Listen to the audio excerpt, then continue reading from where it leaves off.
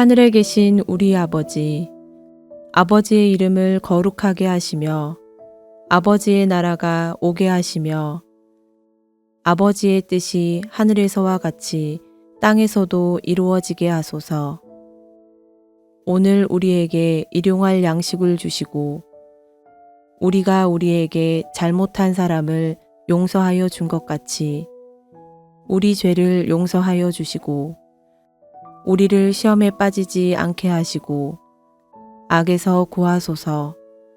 나라와 권능과 영광이 영원히 아버지의 것입니다. 아멘.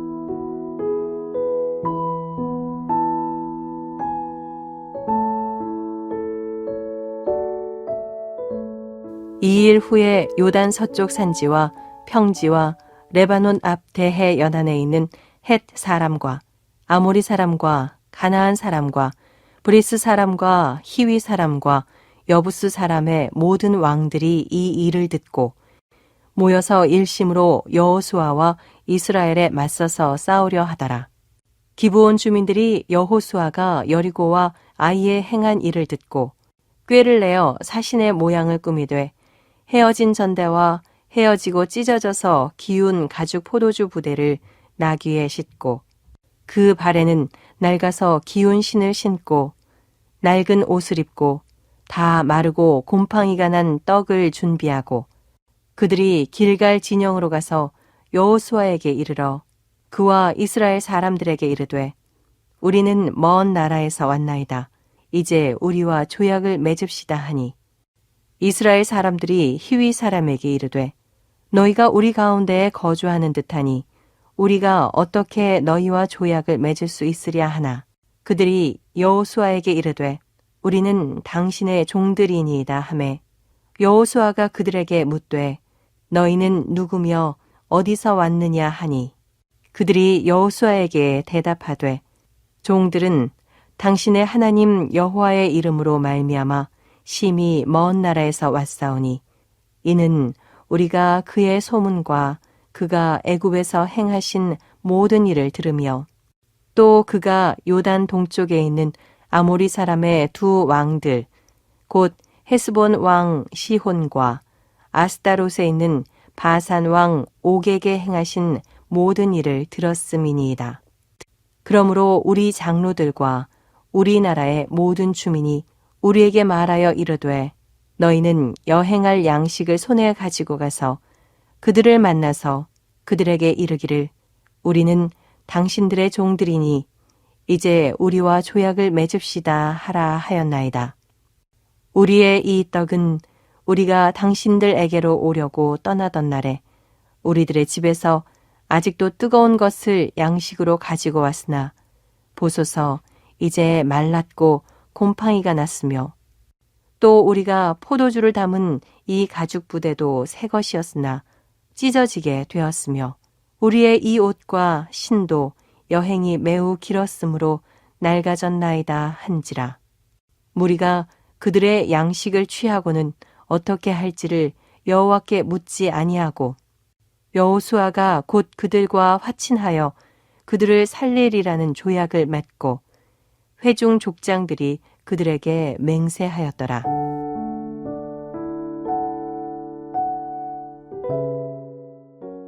우리는 아이성 전투를 계속해서 살펴보고 있습니다. 어제 본문에서 하나님께 순종한 이스라엘 백성은 하나님의 도움으로 큰 승리를 거두게 됩니다. 이런 큰 승리의 소식 앞에 가나안 민족은 일치단결하여 이스라엘과 맞서 싸우기로 작정하죠. 하나님의 크신 능력을 보고 또 듣고도 맞서 싸우려 하다니 참으로 어리석은 민족이라 할 수 있겠습니다. 그러나 그 중에서도 기브온이라는 성읍에 살던 주민들만은 다른 가나안 민족과는 다른 선택을 합니다. 바로 하나님의 백성 이스라엘과 평화 조약을 맺음으로 더불어 함께 살기를 선택한 것이죠. 흥미로운 것은 이 기브온은 예루살렘 바로 근처에 있는 성읍으로 히위 족속에 속한 땅이었고 그 주민들 역시 대부분 히위 민족 출신이라는 것입니다. 오늘 1절에 보면 히위 사람들도 이스라엘과 맞서 싸우기로 결심했다고 되어 있으니 기브온 주민들은 자신들의 민족 전체의 뜻과 반대되는 선택을 한 것이라고 볼 수 있겠습니다. 오늘 본문에서는 들었다라는 표현이 반복해서 등장하는데요. 1절에서 이스라엘과 싸우기로 결심한 가나안 민족들도 하나님의 행하신 일들을 듣고 싸우기로 결심했습니다. 반면 3절의 기브온 주민들도 하나님이 행하신 일을 듣고 화평 조약을 맺기로 결심합니다. 같은 것을 들었는데 다른 반응을 보이고 있다는 거죠. 성경은 믿음은 들음에서 난다고 말씀합니다만 말씀을 듣는다고 모든 이들의 마음이 믿음으로 기울어지지는 않는다는 것입니다. 생명의 복음, 그 진리의 말씀을 들어도 듣는 이들의 마음이 완악함에 기울어져 있을 때 그 말씀은 마치 길가에 뿌려진 씨앗처럼 열매 맺지 못합니다. 같은 민족 안에서도 같은 공동체 안에서도 말씀에 대한 반응은 전혀 다르게 나타나는 것입니다. 그것은 씨앗의 문제가 아니라 밭의 문제요. 밭을 가꾸어야 하는 이들의 책임입니다. 이 모습을 보며 우리의 모습을 돌아보게 됩니다. 매주 우리도 말씀을 듣습니다. 하나님께서는 우리 모두에게 매일마다, 매주마다 생명의 말씀을 허락하여 주십니다. 우리는 가나안 민족들처럼 듣는 것과 상관없이 자기들의 힘을 의지하며 살아갈 수도 있고 기브온 주민들처럼 말씀을 들음을 통해 삶의 변화를 선택할 수도 있습니다. 우리에게 매일 들려지는 말씀을 우리 삶을 어디로 이끌고 있습니까?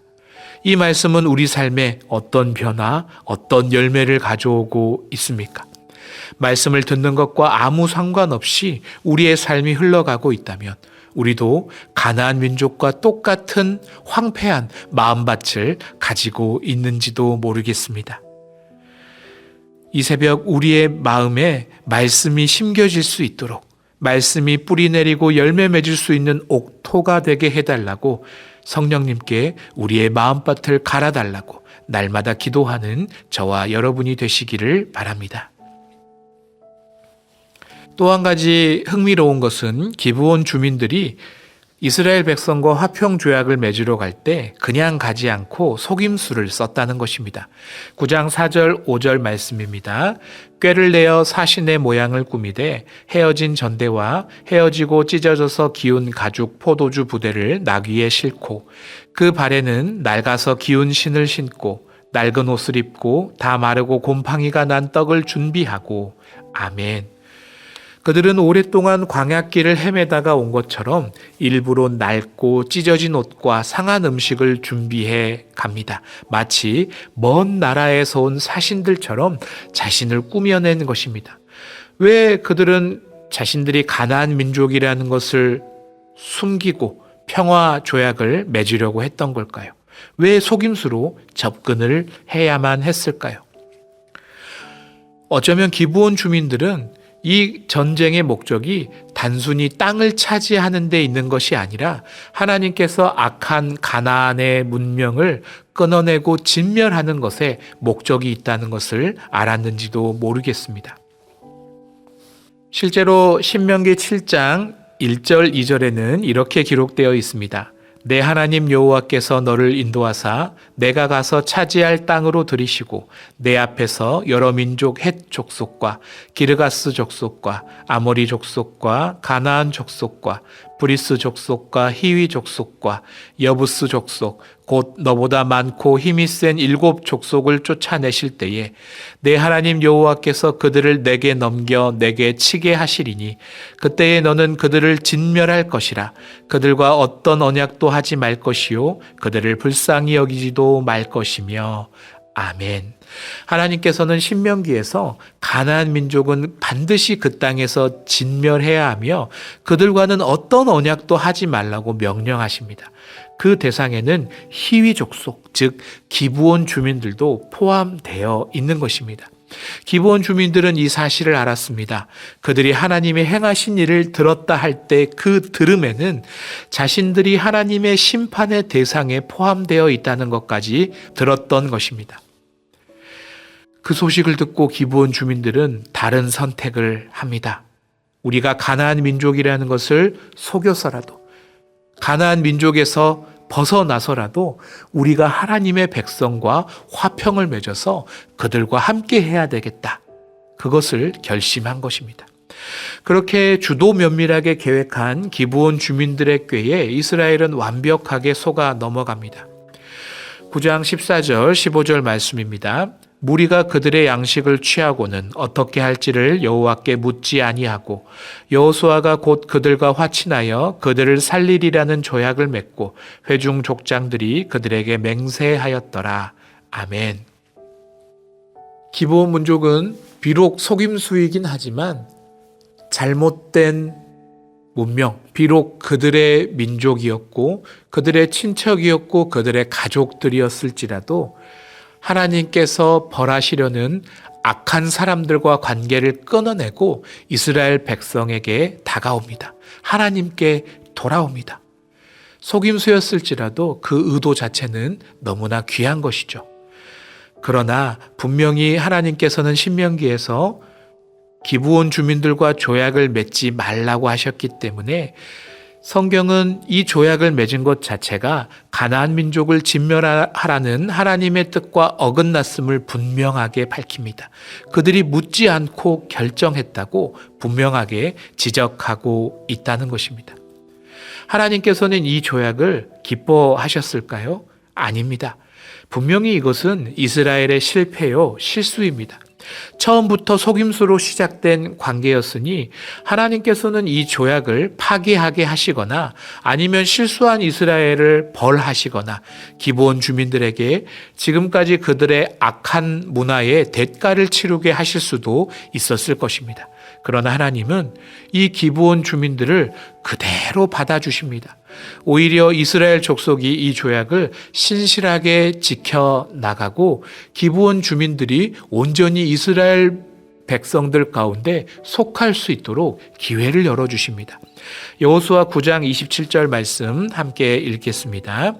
그날에 여호수아가 그들을 여호와께서 택하신 곳에서 회중을 위하며 여호와의 제단을 위하여 나무를 패며 물을 깃는 자들로 삼았더니 오늘까지 이르니라. 아멘. 하나님은 비록 속임수로 접근했지만 하나님께로 돌아온 기브온 민족을 벌하시지 않고 오히려 그들을 여호와의 제단을 섬기는 민족으로 삼아 주십니다. 이거는 너무나 놀라운 일입니다. 구약에서 하나님이 얼마나 거룩하신 분인지 우리는 잘 알고 있지 않습니까? 그런데 오랫동안 악한 삶을 살았던 가나안 민족 출신들에게 거룩한 제단을 섬기는 너무나 중요한 역할을 부여해 주셨다는 것입니다. 하나님을 찾는 이들을 회복시켜 주시는 분입니다. 심지어 사무엘 하를 보면 이런 구절이 나옵니다.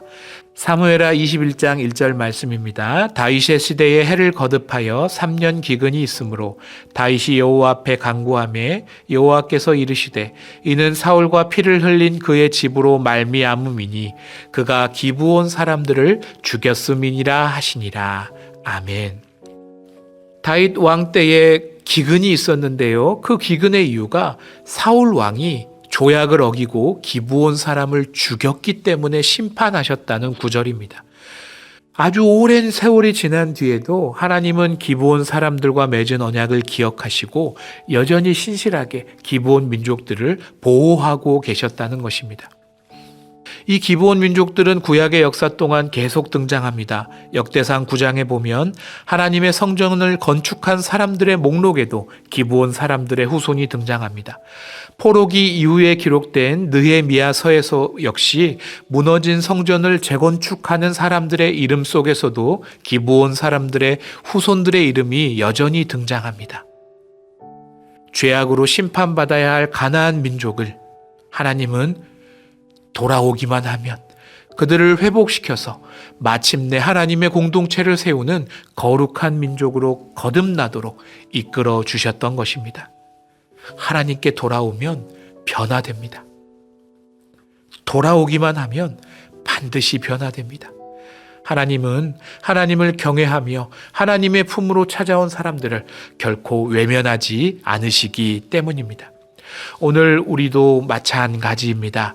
죄악으로 얼룩진 과거를 가진 자들일지라도 하나님의 말씀을 듣고 하나님께 돌아오면 그 방식의 서투름과 부족함에도 불구하고 하나님은 그들을 하나님의 백성으로 삼아 주십니다. 오늘까지 우리가 어떠한 잘못을 저질렀던 간에, 오늘까지 우리가 어떠한 속임수에 속아 넘어갔던 간에 하나님은 하나님의 품을 의탁하며 찾는 이들을 하나님의 거룩한 백성으로 받아주십니다. 하나님께 돌아오면 사람이 바뀌고 역할이 바뀌고 민족이 바뀌는 역사가 일어납니다.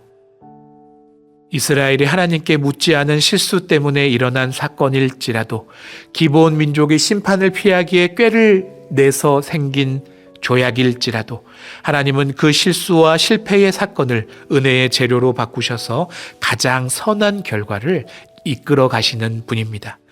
선으로 악을 이기시는 하나님을 찬양합니다. 그러므로 이 새벽 하나님께 우리의 실패와 연약함 모두를 정직하게 아뢰며 나아갑시다.